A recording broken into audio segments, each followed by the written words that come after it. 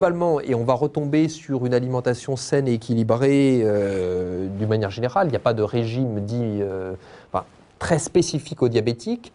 Alors, on va faire passer ça par, on sait que ça marche bien, donc on est dans l'éducation thérapeutique, hein, ce que je vous disais, ce qui passe aussi par un entretien motivationnel, de voir l'état de motivation du patient, où est-ce qu'il en est, qu'est-ce qu'il est prêt à faire. On ne peut pas lui imposer. Si pour lui, il considère qu'il n'y a rien à changer, ça va être difficile. L'éducation de groupe marche pas mal parce qu'il y a la dynamique de groupe, de voir qu'il n'est pas seul dans cette problématique, il peut se retrouver auprès justement d'autres individus. C'est ce que l'on fait en service de diabétologie. Alors, globalement, ça va être réduire les aliments à index glycémique élevé. Ça veut dire tous les sucres rapides. Il est évident que tous ces sucres rapides sont inutiles et délétères chez le diabétique. Alors, ça peut être remplacé par des édulcorants pour les sucres dans le café. Les sodas, les boissons sucrées sont à bannir si possible. Et il y a après cette notion d'index glycémique qu'on peut travailler dans le choix du pain, dans le choix des céréales. Forcément, plus l'index glycémique est élevé, plus ça va induire une élévation de la glycémie ou faire sécréter beaucoup d'insuline aux patients. Donc tout ça, on comprend bien, n'est pas très bon. Réduction des lipides et des graisses saturées. Alors vous allez me dire quel est le lien entre les graisses et le diabète. On l'a vu, ils ont déjà un tour de taille, ils ont trop de graisse dans le ventre. Si on en rajoute, ça va rendre encore plus insulino-résistant et ça va avoir un impact sur la glycémie. Et donc un régime où on baisse les graisses, ils perdent du poids, ils améliorent leur diabète. Alors au départ, vous connaissez sans doute plein d'exemples, je ne comprends pas docteur, je n'aime pas le sucre, c'est pas possible que je sois diabétique, il y a une erreur. Bon, alors ils croient tous aussi qu'ils sont diabétiques, c'est parce que, là aussi il y a la notion, effectivement, ils ont mangé trop de sucre. Et on dit parfois, attention, si tu continues à manger trop de sucre, tu vas finir diabétique, comme si c'était aussi une punition de ce qu'on a mangé. Mais le lien avec j'ai mangé trop de sucre, je suis diabétique. Il n'y a pas de lien. Toutes les études épidémiologiques montrent bien que c'est un régime trop riche, d'une manière générale, et trop gras, qui est associé à un risque de diabète. Le fait de manger des bonbons ou de manger des sucreries, à part les caries, et puis ça peut exposer à une prise de poids. Et par ce biais-là, quand même, provoquer du diabète. Mais le lien est très ténu entre sucre rapide et diabète. Bon, quelqu'un qui est à risque de diabète, qui a une sensibilité génétique, une susceptibilité génétique et qui a un pancréas un peu limite, c'est sûr que s'il mange sucré, c'est une charge de travail pour son pancréas. Donc c'est pas non plus une femme qui a un diabète gestationnel, qui a eu un diabète gestationnel, elle a un pancréas un peu fragile. Elle a intérêt à surveiller son poids, mais si elle se gave de sucreries, on voit bien qu'il y a une charge de travail pour le pancréas. Et comme je vous ai dit que quand on devient diabétique, c'est que le pancréas n'arrive plus à suivre, même dans le diabète de type 2, c'est pas très malin de manger des sucres rapides. Mais il est clair que c'est surtout le régime trop riche en graisse qui expose au risque de diabète. Et inversement, si on diminue ce régime, ces apports en graisse, on diminue le risque de diabète. C'est comme ça que ça marche bien. Mais on a du mal à faire passer le message, parce que forcément, ils assimilent le sucre. Et ça explique pourquoi des diabétiques peuvent être diabétiques alors réellement, ils mangent très peu de sucre, parce qu'ils n'aiment pas ça. Mais en revanche, ils mangent du saucisson, d'autres choses, etc. Donc, alors, ça va être important. D'abord, c'est important, c'est aussi important puisque ça permet de prévenir les maladies cardiovasculaires. Et je vous ai dit qu'ils font 2 à 3 fois plus de maladies cardiovasculaires. Donc là aussi, on est sur un régime sain, équilibré, type méditerranéen, qui prévient aussi les maladies cardiovasculaires. Et dans le régime méditerranéen, il y a globalement plutôt des céréales avec un index glycémique pas trop élevé. Bon, il y a aussi des fruits qui peuvent avoir un index glycémique plus élevé, mais en soi, il y a un bénéfice des fruits qui est important. Et alors, un diabétique ne va pas se gaver de fruits toute la journée, mais globalement, on reste dans une alimentation dite normale. Perte pondérale en cas de surpoids ou d'obésité, parce que ça marche bien. Voilà, donc globalement, des conseils assez basiques. Alors, et puis, l'activité physique, qui est absolument importante, il faut qu'elle soit régulière. Il n'y a pas besoin de faire du marathon. Globalement, c'est 30 minutes 3 fois par semaine. Pas si facile à faire. En soi, ce n'est pas énorme, mais il faut trouver le temps, il faut le faire, et il faut le faire de manière régulière. On sait que l'impact, d'une manière générale, de l'activité physique est plus important lorsqu'il est répété. La personne qui en fait 1 fois par semaine le week-end, c'est bien, c'est mieux que rien. Au niveau métabolique, c'est mieux si c'est répété. Et il n'y a pas besoin de faire 2 heures finalement le samedi. L'idéal, c'est 1 demi-heure 3 fois par semaine. La marche rapide, il faut être un peu essoufflé. Il n'y a pas besoin non plus d'être couvert de sueur, mais tout ce qui est plutôt endurance, donc vélo, natation, marche rapide, jogging, mais sans non plus forcément forcer. Et à l'opposé, enfin à l'opposé, c'est pas quelque chose d'extrêmement intense et très court, avec une fréquence cardiaque très très élevée. Hein. Un 100 mètres, bon, ça n'a pas un impact métabolique très intéressant. Hein. Au contraire, c'est presque une source de stress très importante. Et donc, voilà. Donc la difficulté, c'est que les patients n'ont pas envie de le faire, n'ont pas le temps, ont toutes les excuses de la Terre, etc. Bon, alors là, quelques exemples. Hein. Il y a après le problème de l'activité physique chez le patient surpoids et obèse, qui a du mal à se mouvoir, qui a peur du regard des autres, etc. L'estime de soi, tout un... Donc c'est un frein réel. Donc il y a l'aquagym, il y a les salles de sport. Le problème, c'est la motivation là encore, parce qu'il y a des velléités de le faire au départ, mais qui ne sont pas pérennes. Alors c'est là où on peut renforcer la motivation par les glycémies et voir l'effet sur le poids, l'effet sur les glycémies. Le diabète a pratiquement disparu, etc. Ça renforce la motivation, évidemment, de voir que ça a marché. Sauf que les efforts peuvent, au départ, ne pas être très payants avant qu'il y ait un... Donc ça peut être une source de frustration. Bon, il y a beaucoup d'études qui ont montré un bénéfice de l'activité physique sur l'équilibre glycémique, mais également donc, sur la sensibilité à l'insuline. Ces patients qui étaient résistants à l'insuline deviennent plus sensibles à l'insuline, donc ils ont moins besoin de sécréter de l'insuline. Et ça, c'est tout bénéfice. Ça améliore le profil lipidique, vous savez sans doute, ou peut-être pas, mais donc ça fait monter le bon cholestérol, le HDL, ça va baisser les triglycérides. Les diabétiques ont souvent des triglycérides élevés. Ça ne joue pas beaucoup sur le mauvais cholestérol, le LDL. En revanche, les apports en graisses saturées auront un impact sur le LDL cholestérol. Donc globalement, on sait que l'activité physique, ça diminue le risque cardiovasculaire, ça améliore la pression artérielle. Il y a un bien-être psychologique qui est important. Et puis l'activité physique a également d'autres effets positifs, y compris sur le risque de cancer, notamment le cancer du sein chez la femme. Voilà. Bon, la difficulté, c'est de le mettre en pratique. Alors, les recommandations françaises, vous voyez, vous avez diagnostiqué un diabète chez votre patient, vous avez fait 2 glycémies, c'est confirmé, vous allez lui prescrire régime et activité physique pendant 3 à 6 mois. Et puis vous voyez ce que ça donne et on va évaluer l'impact du traitement sur l'HbA1c. Si elle est inférieure à 6%, il faut continuer le régime et l'activité physique, c'est que ça marche bien, il a un diabète bien équilibré, ou entre guillemets, il n'y a presque plus de diabète, il n'a pas besoin de médicaments. Hein. C'est vraiment notre baromètre de l'état glycémique, l'HbA1c. En revanche, si on voit que, bon, malgré un régime et une activité physique a priori bien suivi, là aussi c'est interprété, enfin, on peut voir, on a sur le poids, le tour de taille, on peut déjà voir s'il se passe quelque chose. Hein. Certains patients ne suivent absolument pas. Et si on a une HbA1c entre 6 et 6,5, il y a une indication légitime de commencer par un traitement, un bon vieux traitement qui s'appelle la metformine, qui est un médicament donc effectivement ancien, qui permet de contrôler les glycémies, qui a l'intérêt de ne pas donner d'hypoglycémie, il n'y a pas de malaise hypoglycémique. Il peut avoir une tolérance digestive pas très bonne. Et voilà, donc tout va dépendre un petit peu de l'HbA1c qui nous permet d'estimer si le régime a été suffisant, efficace, hein, surtout ça, en termes d'équilibre glycémique. Alors bon, là je rentre pas trop dans ces détails thérapeutiques. Si on a des glycémies élevées, mais bon, c'est juste, vous avez des cas où le patient est à plus de 2 grammes.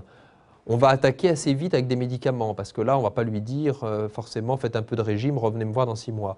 Et dans certains cas, on peut être amené à donner un insulinosécréteur type sulfamide hypoglycémiant d'emblée si le patient n'est pas très gros. Et a fortiori, si le patient n'est pas gros et qu'il a une glycémie à plus de 2 grammes. Là, c'est que son pancréas est vraiment un peu fatigué et le régime, s'il n'est pas gros, le régime n'aura pas beaucoup d'effets. Hein. Donc, c'est des patients à surveiller de manière plus rapprochée parce qu'ils peuvent avoir, alors ce n'est pas un diabète de type 1, mais un diabète un peu intermédiaire et ils peuvent monter à 3 grammes assez vite et là mettre leur santé en péril. Donc il faut les surveiller un petit peu plus et puis on peut être amené à leur donner un traitement qui stimule le pancréas d'emblée. Hein, voilà. Un insulinosécréteur. Ça, c'est un médicament qui ne stimule pas la sécrétion d'insuline. C'est pour ça qu'il n'y a pas de risque d'hypoglycémie. Ça rend l'insuline plus efficace. Un médicament qui fait sécréter l'insuline expose un risque d'hypoglycémie. Et donc, c'est des patients, s'ils sont à jeun, s'ils sautent un repas, s'ils ont l'activité physique, peuvent faire un réel malaise hypoglycémique. Et c'est important parce qu'ils n'y pensent pas forcément, ils ne sont pas suffisamment sensibilisés, alors qu'ils peuvent mettre leur vie en péril. Parce que autant quand ils ont de l'insuline, ils y pensent, avoir des sucres dans la poche, des choses comme ça. Et Il faut vraiment être prudent avec les sulfamides hypoglycémiants. Le risque est surtout en fin d'après-midi. Et voilà, il faut sensibiliser le patient. Et notamment, moi j'ai le cas d'un patient qui faisait de la route, n'avait pas beaucoup mangé à midi, il était pressé de rentrer chez lui, il était 20 heures passées, donc il y avait tout qui se cumulait. Il avait pris son sulfamide d'action lente le matin et il a fait un malaise au volant, il a failli se tuer. Voilà, il ne l'a pas trop ressenti parce qu'il était en hypo à 20h30 et qu'il n'avait qu'une obsession, c'était de rentrer vite chez lui. Et bon, ça va, il n'est pas mort, mais c'est typiquement, vous voyez, l'hypoglycémie, l'accident, voire le décès pour quelqu'un qui n'est pas à l'insuline et finalement lui-même n'a pas du tout réalisé qu'il pouvait faire une hypoglycémie, donc il peut prendre les signes pour un peu de fatigue ou se dire bah, c'est la faim, oui j'ai la faim, parce que le premier signe de l'hypoglycémie c'est la faim. Mais il se dit bah oui ok j'ai faim. Et puis ensuite, bon, normalement il y a les sueurs, les tremblements, etc. Mais on peut, et puis ensuite la glycémie baisse et le cerveau souffre si la glycémie baisse. Donc c'est important on a des médicaments qui stimulent la sécrétion d'insuline, de faire attention à ces hypoglycémies. Chez la personne âgée, c'est un risque de chute qui peut être dramatique s'il y a une fracture du col du fémur, parce que l'hypoglycémie peut donner un petit malaise qui peut être évidemment une source. Et certains emplois, évidemment, sont contre-indiqués s'il y a un risque d'hypoglycémie. Alors, bon, on a 6 classes thérapeutiques actuellement. Il y en a, ça bouge beaucoup dans le domaine du diabète. Pendant 20 ans, ça n'avait très peu bougé. On avait que 2 classes. Et puis, depuis 5 ans environ, on a de nouvelles classes qui arrivent. On ne va pas s'en plaindre. Bon, voilà, ça figure. Là, ça devient plus compliqué pour les non-médecins. Ça, c'est les dernières classes, les modulateurs des incrétines. Je vais passer assez vite parce que c'est à titre d'information, mais de toute façon, ça n'a pas un intérêt. Ce qui est important, c'est de comprendre la philosophie du traitement du diabète, qu'est-ce qu'on peut proposer dans le diabète de type 2 et les différentes stratégies en prévention et en traitement. Alors, actuellement, la stratégie, c'est d'associer des médicaments entre eux pour rendre plus efficaces ces traitements, d'avoir un traitement qui stimule le pancréas, un traitement qui rend plus sensible à l'insuline, par exemple. Et donc actuellement, ça fait aussi des ordonnances beaucoup plus fournies. Je vous parlais de trithérapie. On peut avoir voilà, des patients qui ont trois médicaments différents par voie orale, plus parfois d'ailleurs l'insuline. Donc c'est aussi le risque que le patient ne prenne pas tous ces traitements, hein, le risque de non-observance, parfois d'effets indésirables. Mais enfin, en même temps, ça permet d'éviter l'insuline chez un certain nombre de ces patients. Parce qu'avec 3 traitements différents, bah oui, c'est comme dans d'autres maladies, on est plus actif qu'avec un seul. Alors,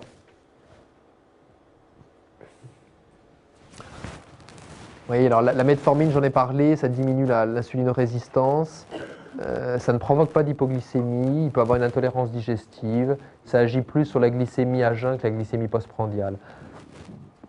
Bon, pas la peine d'aller plus loin avec la metformine. Je vous ai mis le nom commercial en France, glucophage ou stagide, mais c'est génériqué depuis longtemps. Alors ensuite, autre classe, les bons vieux sulfamides ou insulinosécréteurs, Diamicron, Amarel, Novonorm. Eux, ils stimulent l'insulinosécrétion. Il y a ce risque d'hypoglycémie dont je vous ai parlé. Autre corollaire, si vous faites sécréter de l'insuline, ça fait grossir. Ça fait grossir le bébé, j'en ai parlé. Ça fait grossir aussi le patient. Et on sait qu'un patient qui est sous insuline, eh bien, il va prendre du poids. C'est un réel problème dans le diabète de type 2 lorsque vous avez un patient qui est déjà en surpoids, que vous mettez sous insuline et qui prend parfois 10 kg. Alors, parce que l'insuline donne faim, parce que l'insuline, c'est un facteur de croissance, et donc vous avez une croissance aussi des muscles, hein, c'est presque dopant l'insuline, mais c'est aussi une croissance du gras. Hein, vous gagnez en masse maigre et vous gagnez en masse grasse. Donc c'est un problème. Et effectivement, les sulfamides qui font sécréter de l'insuline eh bien, exposent à ces petites fringales, exposent à la prise de poids, qui est embêtant parce qu'on veut faire maigrir les gens et d'un autre côté, on leur donne des médicaments qui les font grossir. Bon, mais en même temps, ça contrôle leur glycémie. Mais vous voyez, on est dans une balance difficile. On va beaucoup contrôler l'hyperglycémie postprandiale puisqu'on va faire sécréter l'insuline. Donc, on est aussi sur un contrôle des glycémies à jeun. Hein, mais c'est pour ces médicaments-là l'intérêt d'un contrôle à jeun et postprandial. Bon, ensuite, on a une classe qu'on appelle les glitazones. Il y a deux médicaments, Actos et Avandia, c'est les noms commerciaux. Ce sont des médicaments assez nouveaux, mais qui diminuent l'insulinorésistance. Ce ne sont pas des médicaments qui font sécréter de l'insuline, ce qui veut dire qu'il n'y a pas de risque d'hypoglycémie. Ils ont également un intérêt dans la stéatose hépatique, c'est le foie gras. Le foie gras, c'est l'accumulation de triglycérides, de graisse dans le foie.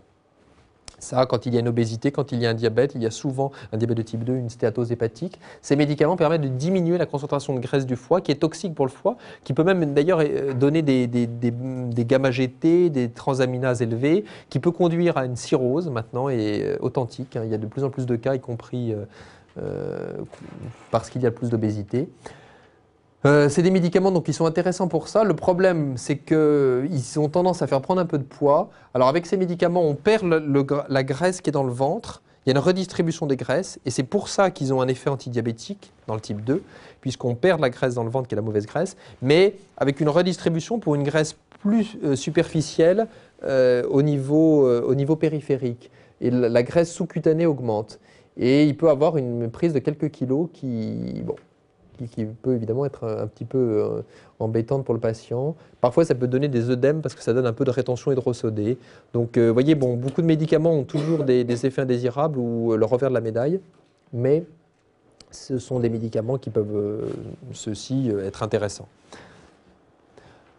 J'ai parlé de la mauvaise graisse, ces adipocytes du tissu adipeux qui sécrètent des facteurs de l'inflammation, des facteurs d'insulinorésistance.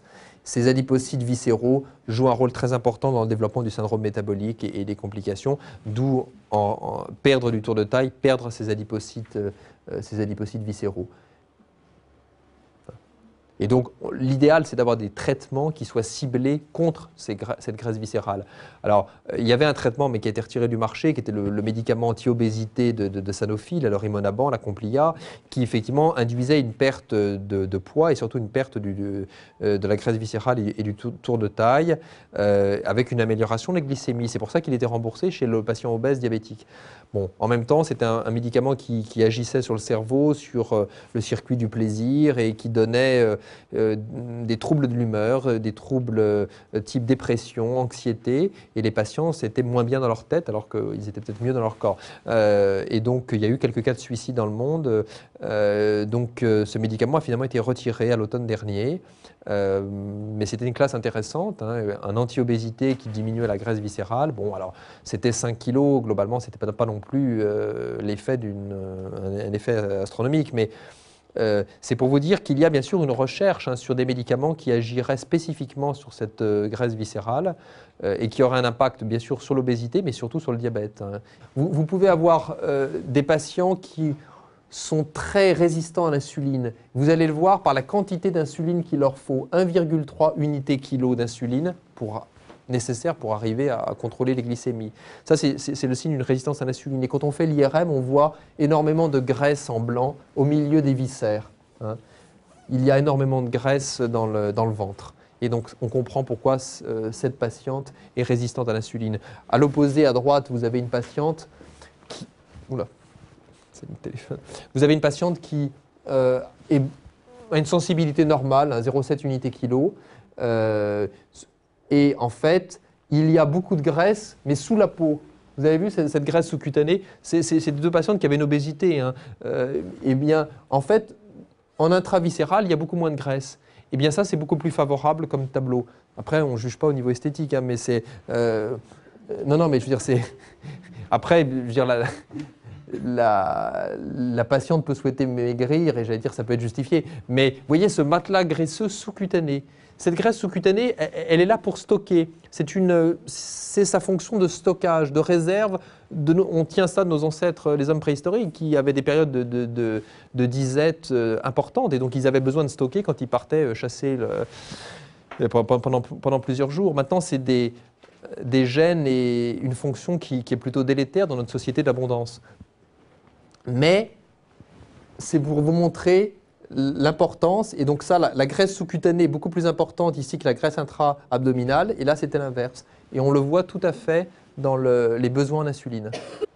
Vous avez un médicament, le Glucor, qui a une action assez originale, il inhibe une enzyme qui contribue à digérer les glucides dans l'intestin. L'alpha-glucosidase, ça coupe les glucides en petits peptides, enfin en petites molécules. Et l'intérêt, c'était de dire si les glucides ne sont pas absorbés, ça ne fera pas monter la glycémie.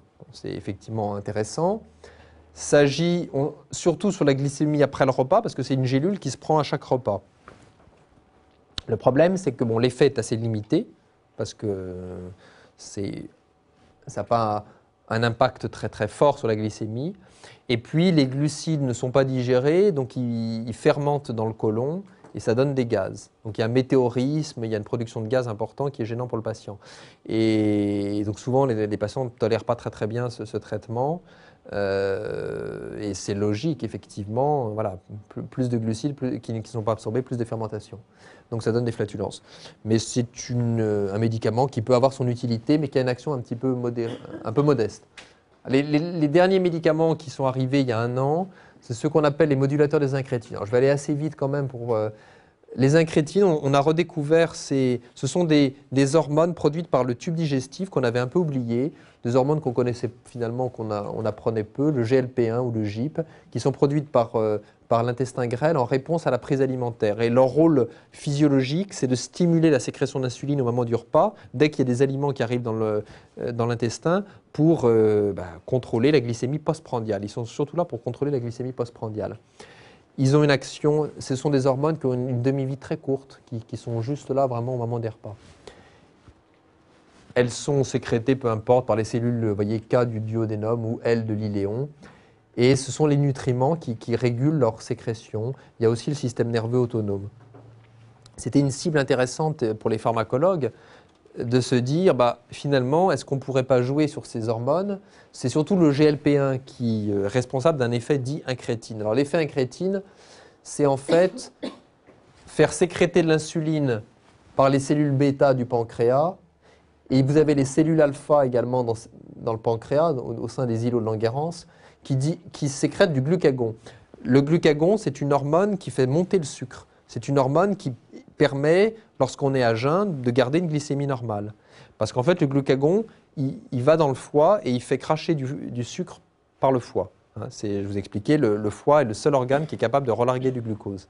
Et c'est ce que l'on a en fin de nuit. En fin de nuit, quand on est à jeun, on a une glycémie normale grâce au glucagon qui stimule le foie pour qu'il relargue du glucose.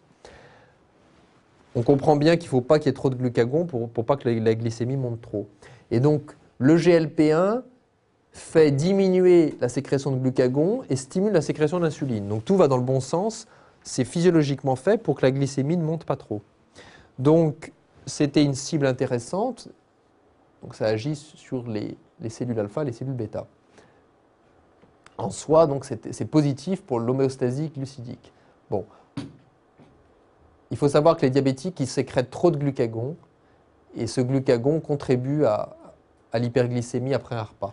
Normalement, quand vous mangez, vous ne sécrétez pas de glucagon. Le glucagon, c'est quand vous êtes à jeun.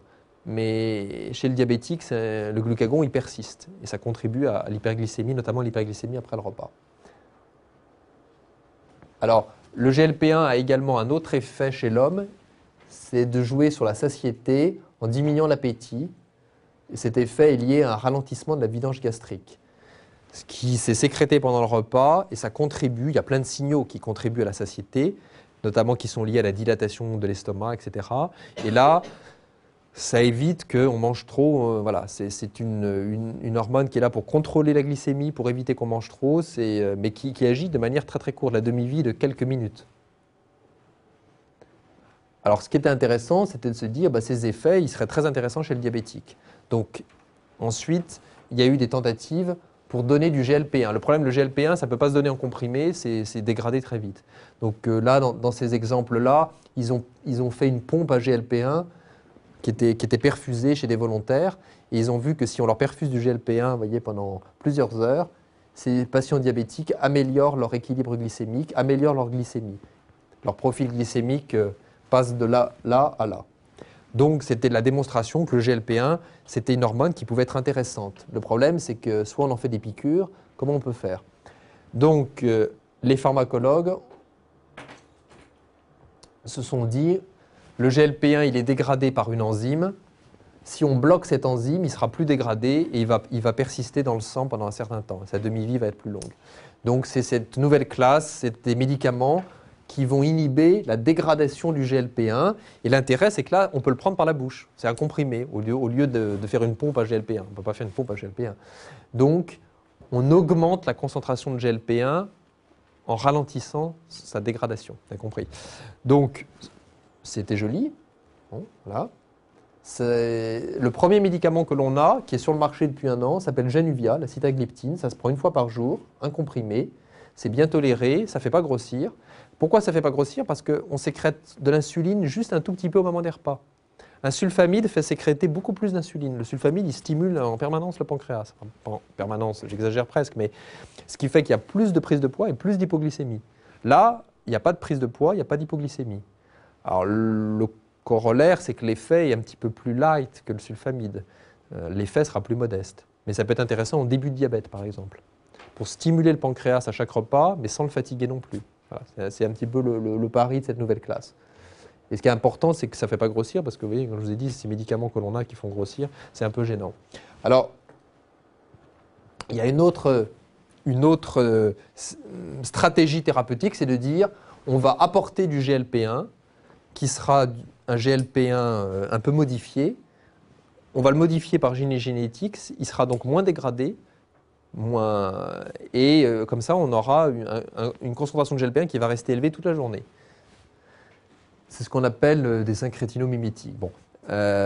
Sauf que c'est en injectable. On injecte du GLP-1 un peu modifié, qui est moins dégradé par l'organisme que le GLP-1 naturel, mais qui a plus d'effet, parce que là, on injecte tout de suite. Alors, ce n'est pas la pompe à GLP-1, mais c'est quand même une injection. C'est un traitement qui se fait donc par injection sous-cutanée comme un stylo insuline, c'est Byetta, qui est sur le marché depuis 1 an. Alors lui, il est plus actif, puisque là, on injecte directement. Et donc, on a un effet sur la vidange gastrique et la satiété. Donc, c'est intéressant chez le patient obèse, diabétique, parce qu'il aura moins faim, il mangera moins et il va maigrir. Et effectivement, on a des pertes de poids qui sont intéressantes. Pas chez tout le monde, hein, tout le monde ne répond pas. Le corollaire, c'est que puisque les gens ont une sensation de satiété, de plénitude gastrique, ça donne des nausées. C'est un des mécanismes, c'est de dire, quand l'estomac est trop rempli, ça envoie des signaux de nausées. Donc au début de traitement, il peut y avoir des nausées, voire des vomissements. Donc on leur dit bien, dès que vous sentez qu'il y a des nausées qui arrivent, vous arrêtez de manger. Si vous persistez, ça va mal aller. Bon, tout le monde n'a pas des nausées, mais c'est vrai qu'il y a certains patients qui ne le tolèrent pas, qui vomissent. Alors voilà, c'est un traitement que l'on a, qui est récent, qu'on va donner en priorité à des diabétiques un petit peu plus avancés, qui acceptent l'injection matin et soir, qui ont un surpoids, qu'on veut vraiment faire maigrir, et pour lequel c'est ça ou l'insuline. Mais entre l'insuline qui fait grossir et ce traitement qui fait maigrir, on choisit. Et les patients, ils le comprennent et ils l'acceptent. À ce stade-là. À un stade plus précoce, ils n'ont pas envie d'avoir des piqûres. Donc ils se disent, on n'est pas intéressant. Hein. Donc c'est un stade un peu plus précoce. Mais pour des patients, on a même des patients qui étaient sous insuline, on a pu arrêter l'insuline et leur donner ce traitement à la place. Et ils sont contents parce qu'ils n'ont plus d'insuline, ils ont maigri. Et là, la piqûre, ce n'est pas le frein. Finalement, c'est l'insuline et tout ce que ça véhicule qui est le frein. Et quelqu'un qui est sous insuline, il est prêt à remplacer l'insuline par autre chose si ça le fait maigrir et qu'il n'a pas d'hypoglycémie, etc. Voilà, donc les dernières actualités sur ces traitements, vous voyez que ça évolue énormément, c'est des choses, là, c'est tout récent. Et il y a encore d'autres thérapeutiques en recherche. Hein. Alors les nausées, c'est pratiquement 48% des patients qui ont des nausées, au début, après ils en ont moins. Mais en même temps, ils se régulent à moins manger. Hein. Donc ça se présente, vous voyez, un stylo exactement comme un stylo à insuline, un Byetta. Et il faut le faire avant le repas. Hein. Il faut absolument injecter l'hormone avant le repas. Si c'est après, ça ne gît pas. Retenez juste que si on a un diabète déséquilibré, mais vraiment bien déséquilibré, qui est défini par une HbA1c supérieure à 8% à 2 contrôles successifs à 3 mois d'écart, ça définit si ce patient est déjà sous comprimé, qu'il a différents comprimés, différentes classes thérapeutiques. Il faut initier une insulinothérapie. C'est qu'on est en échec du traitement oral et il y a besoin d'instaurer une insulinothérapie. Ça peut être au départ une seule injection le soir et les comprimés dans la journée, après avoir réévalué la diététique. et avoir recherché un facteur de décompensation. Évidemment que si le patient a une grippe sévère qui a déséquilibré le diabète, on a un facteur intercurrent, on va attendre que les choses se calment. Mais bon. Il y a aussi le patient qui a des erreurs diététiques manifestes, parce qu'il est boulimique, qu'il a des troubles de comportement alimentaire. Là, on va être gêné. Si on le met sous insuline, il aura les mêmes troubles du comportement, voire presque pire, et donc on va avoir une prise de poids énorme. Le problème, c'est quel impact on peut avoir, qu'est-ce qu'on peut faire? Il faudrait qu'à la base, on traite ces troubles du comportement alimentaire. En même temps, on ne peut pas le laisser avec des glycémies élevées. Donc là, c'est vrai que c'est là où on peut être un peu gêné. Et un patient qui effectivement fait n'importe quoi en diététique, ce n'est pas l'insuline qui va le guérir. Donc ça vous montre la complexité que l'on peut avoir. Mais sinon, ça reflète que le pancréas est un petit peu à la peine, même assez sérieusement à la peine. Et il est légitime de rajouter une injection d'insuline lente le soir et de garder les comprimés dans la journée parce qu'on est au bout, les comprimés n'arrivent plus à pallier cette déficience en insuline. Donc, ce qui est important, c'est, d'une manière générale, quel que soit votre exercice finalement, c'est plus pour les médecins, mais ça peut être aussi un sujet qui maigrit, un sujet qui maigrit alors qu'il est traité pour son diabète, c'est un sujet qui a priori est carencé en insuline. L'insuline fait grossir, quand on en manque, on maigrit. Le diabétique de type 1, dans les semaines qui précèdent, il a perdu beaucoup de poids. C'est un signe qui doit alerter. Donc, notamment la personne âgée, mais pas forcément, et qui dit je fais pourtant pas spécialement attention, et puis je suis en train de perdre du poids, surtout si les glycémies évidemment sont élevées, c'est un peu le signe que vraiment il y a une insulino-requérance. Alors, il y a un autre signe qui peut être un sujet qui devient assez âgé, tout dépendra de son diabète. Si les glycémies sont bien, il n'y a pas de limite à partir de laquelle on va dire il faut passer à l'insuline. Simplement, il y a parfois la tolérance aux médicaments qui devient moins bonne avec l'âge. Il y a des patients qui ont perdu du muscle.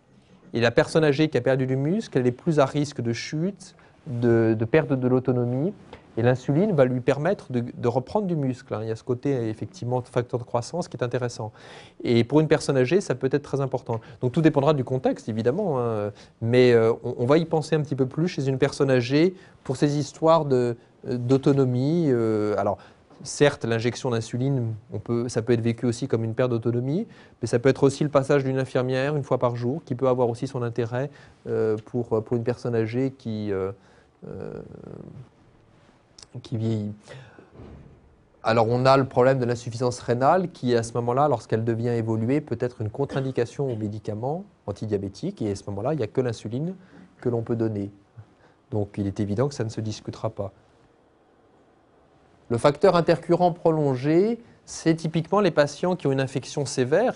L'infection est une source de stress, la glycémie monte beaucoup.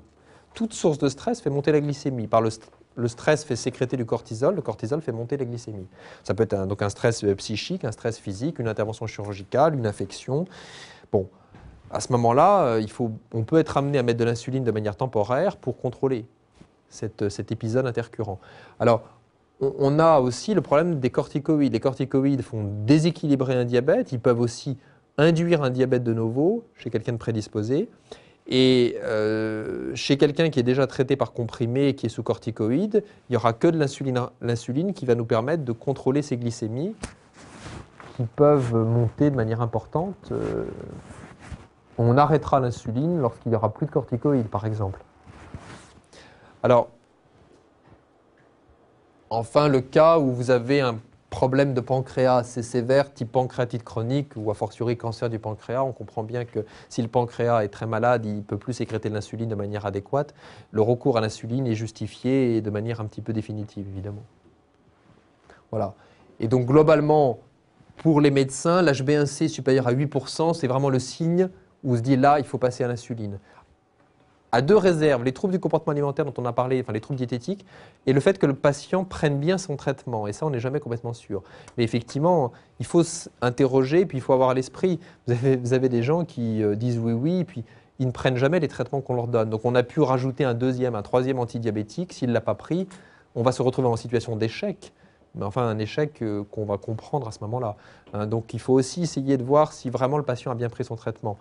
parce que bon, l'insuline, c'est pareil, il n'est pas obligé de la prendre, et puis ce serait dommage de passer à l'insuline, ou alors c'est un choix, peut-être qu'il acceptera plus l'insuline que les traitements, mais il faut l'avoir à l'esprit, cette notion de non-observance. Mais il faut savoir que souvent en France, et puis dans d'autres pays, le passage à l'insuline est tardif, avec des HbA1c moyennes autour de 9%, 10%.